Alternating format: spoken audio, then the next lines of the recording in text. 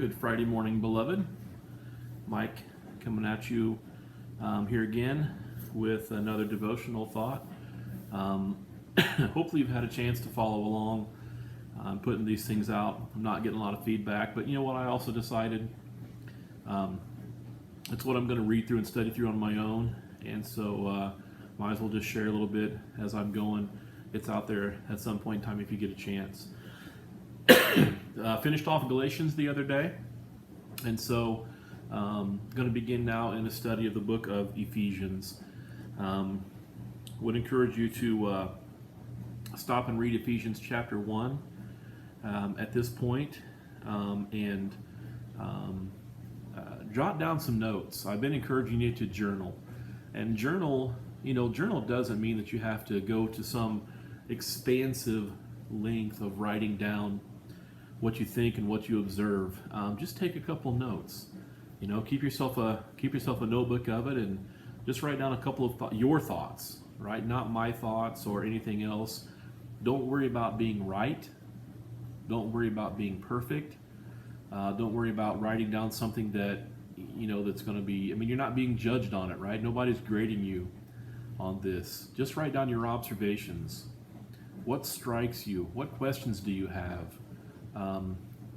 What did you notice that was interesting, or that you hadn't thought about before? And this is what I love in Bible study. Do you notice anything that goes against what you thought? Is there something that you read and you go, I don't know that I agree with that? And if you ever find that, then agree with the Bible. Change your mind. So if you haven't read Ephesians chapter 1 yet, stop this and go ahead and do that.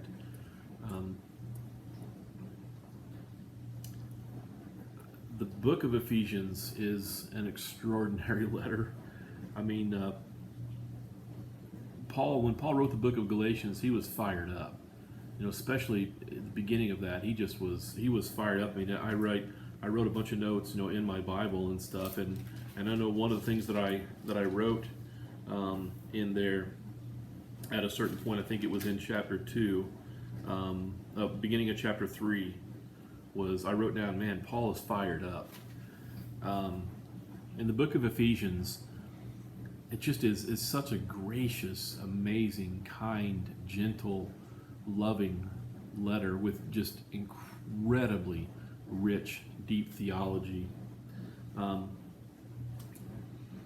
would love to have a discussion sometime with a person who does not believe in predestination, does not believe in election, right? I just haven't had that chance. For people who can really articulate well how they would not believe that from Scripture, from the Bible. Because when I read, starting in verse 4, He chose us in Him before the foundation of the world to be holy and blameless in love. He predestined us to be adopted as sons through Jesus Christ for Himself, according to the good pleasure of His will, to the praise of His glorious grace that He lavished on us in the Beloved One. Verse 11, in Him we also have received an inheritance, because we were predestined according to the plan of One who works out everything in agreement with the purpose of His will. When I read verses like that, I don't know how we can possibly come away with anything other than God is truly sovereign over everything.